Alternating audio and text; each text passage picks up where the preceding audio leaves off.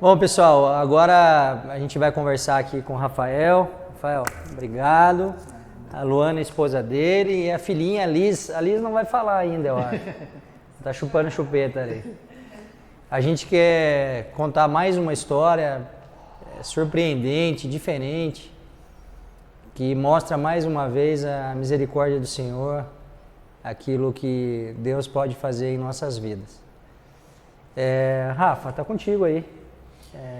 Conta aí do início, para o pessoal entender um pouquinho essa caminhada, a história de vocês, até chegar nesse ponto aí, desse milagrinho lindo. Então, Temer, primeiramente, cara, eu queria, antes de qualquer coisa, parabenizar aí você pela iniciativa. Eu vejo os vídeos e tem histórias, né? Assim, sua história do Riad, a história do Feu também, eu vi recentemente. E então eu queria parabenizar porque eu acho que uma coisa que eu vejo você falar, né, nos vídeos, é que quando a gente está num momento de dificuldade, a gente busca informação. Muitas vezes a gente não acha.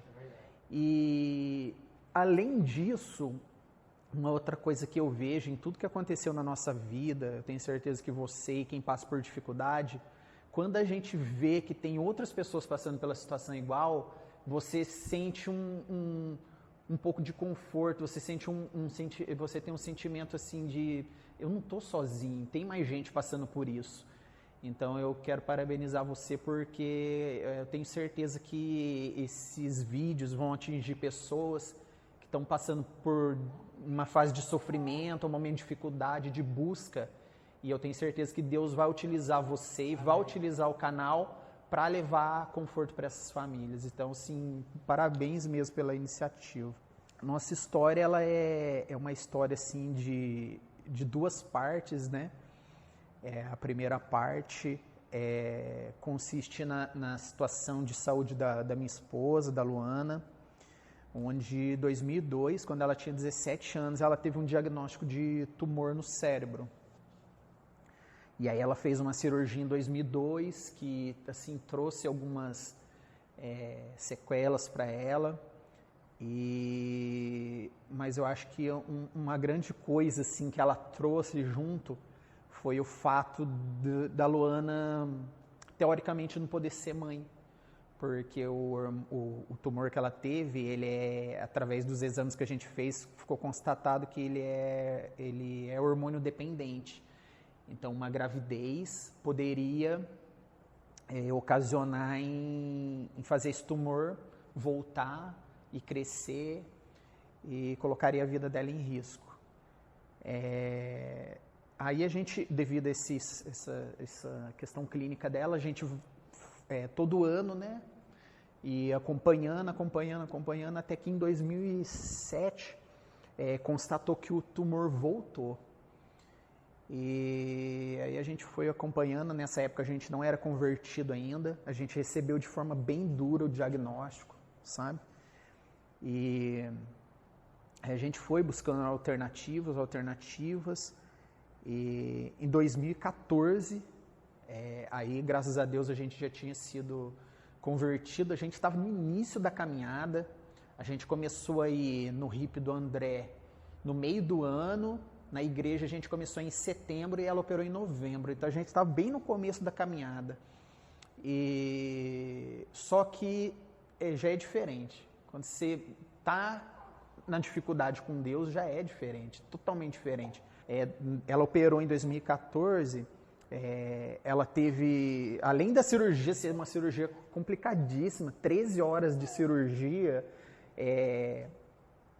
depois de 2 dias, né, Lu? Ela teve um AVC, então, tipo assim, igual você falou em um dos vídeos, parece que aquilo que é ruim ainda vai piorar.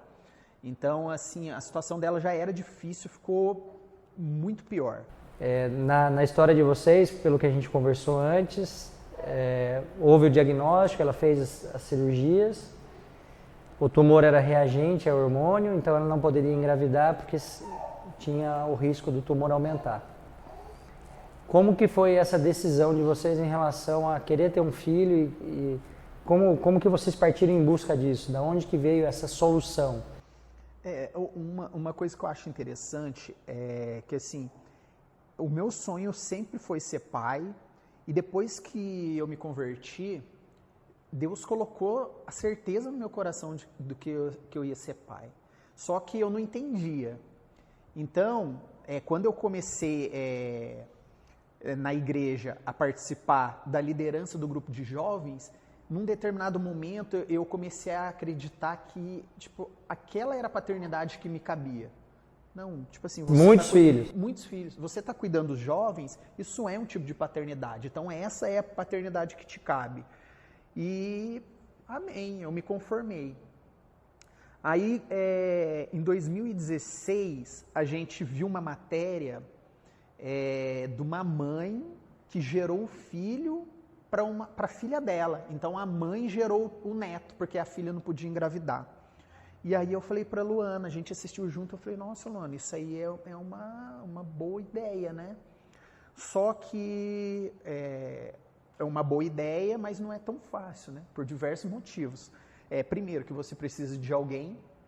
No Brasil, a gente costuma chamar isso de barriga de aluguel, mas não é barriga de aluguel, porque a lei do Brasil não permite que tenha parte financeira. Então, no Brasil, é barriga solidária, onde pode ser feito com parentes de até 2º grau, né, Lu? Até 1º grau. Então, primo de 1º grau, irmão, mãe, tia, né? E aí, sim, ok. Só que daí agora, como que a gente arruma alguém? E aí, um dia a Luana comentou com a irmã dela, e a irmã dela, não, eu faço, eu carrego para vocês. E aí a gente, sabe, orando e pedindo para que o Senhor desse graça, que desse tudo certo. E aí a gente fez o procedimento.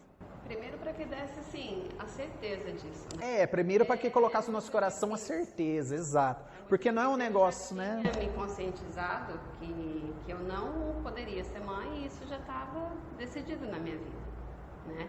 E isso foi um dos choques do nosso relacionamento que eu vivia, né, internamente, porque o sonho dele sempre foi ser pai.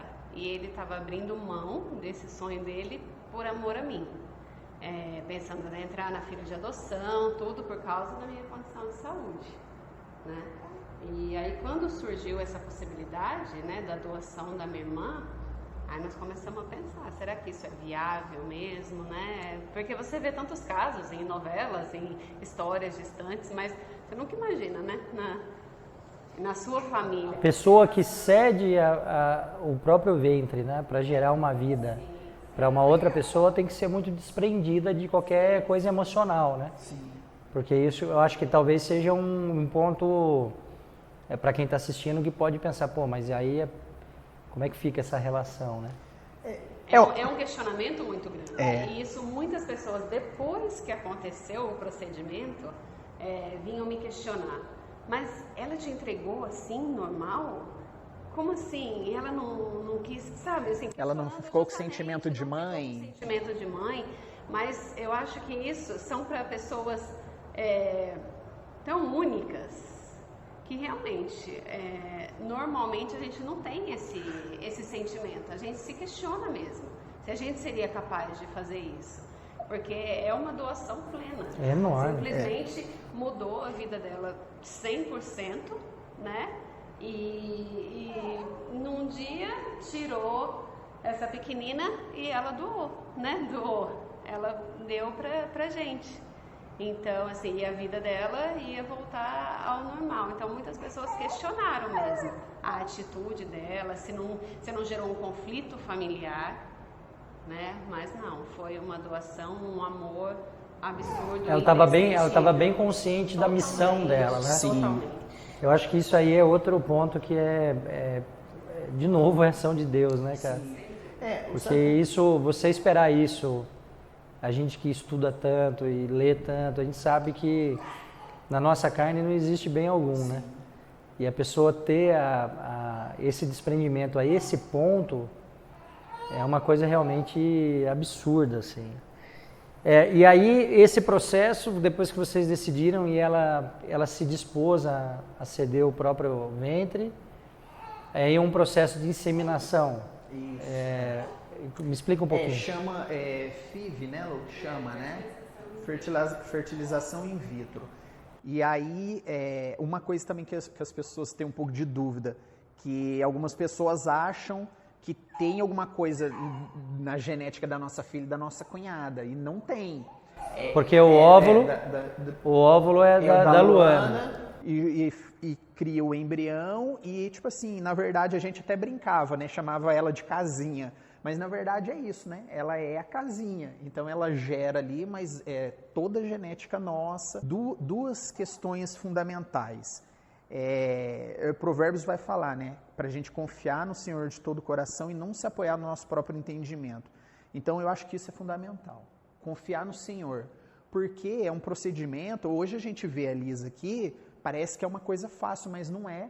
O índice de sucesso não é alto. É uma carga emocional muito grande. Você, igual a Luana falou, você muda a vida da pessoa totalmente. Então, não é simplesmente, eu quero, vou lá e faço. Não, sabe, de fato... São indicações bem específicas, né? Sim. No seu caso mesmo não poderia, e aí ela se dispôs. Esse processo, ele foi feito aqui na região? A gente fez em São José. A gente fez, inclusive, com uma médica que é da nossa comunidade, que é a Daniela Gomes, né? Então, ela acompanhou todo esse procedimento e a gente fez numa clínica em São José. Certo. Aliás, ele falou da nossa comunidade, você que está assistindo, nosso amigo Helder vai colocar aí o GC, esse é o endereço. As nossas reuniões lá do Evangelho Simples, elas acontecem aos domingos, às 18 horas. E você é nosso convidado, procura o Rafa ou a mim lá e a gente manda uma mensagem, a gente espera vocês lá. Feito esse processo da fertilização no ventre da sua cunhada, a Luana teve mais algum problema de saúde depois disso, Luana? Você passou por mais alguma em relação a esse problema do tumor, não? Eu faço acompanhamento anual desde os 17 anos, né, que eu operei. Mas está controlado. Ele não cresce. Desde 2014 ele não cresce. E não vai crescer, em nome de Jesus. Em nome de Jesus. Amém. Anualmente a gente faz os exames, todo mês de julho. É tenso quando vai chegando essa época do ano. Claro, sempre rola um. Mas assim como da outra vez que eu fui operar, a paz sempre teve dentro de mim, sabe? Porque eu acho que assim como nas vitórias Deus está à frente, se tiver que acontecer algo de ruim, Ele também estará na frente. É o desejo dele, a gente tem que ter confiança e entregar a nossa vida a Ele. Ele é o dono do fôlego de vida, né? Ninguém pode fazer nada em relação a isso. Eu queria que vocês deixassem uma mensagem, eu sempre peço isso, né? A partir da própria experiência, o que você, ou a Luana, ou vocês dois, poderiam deixar de mensagem para uma família que está passando por um problema como esse, e pode ter certeza que tem, né? Porque se existe um propósito desse trabalho, e esse é um único propósito, eu quero aproveitar e deixar isso muito claro, porque quando a gente faz um trabalho como esse, surge uma série de especulações, o cara tem um interesse político, tem um interesse comercial, não tem interesse nenhum. Esse interesse é um interesse de tentar ajudar, gerar conteúdo para ajudar outras pessoas. Queria que vocês deixassem essa mensagem para uma pessoa que tem essa intenção e que quer fazer uma coisa como essa. Qual o caminho seguir, o que esperar, em que se apoiar.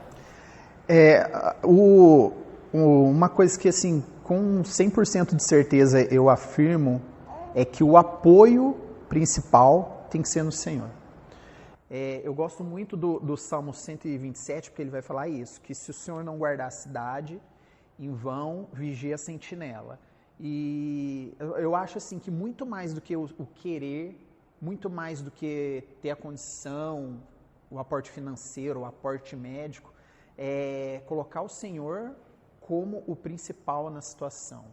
Então, A gente teve um insucesso nessa tentativa em 2016, e é uma questão psicológica muito pesada, né? Mas a gente tentou de novo porque a gente sabia que o Senhor estava nisso. E se Ele estava nisso, se Ele prometeu, Ele vai cumprir.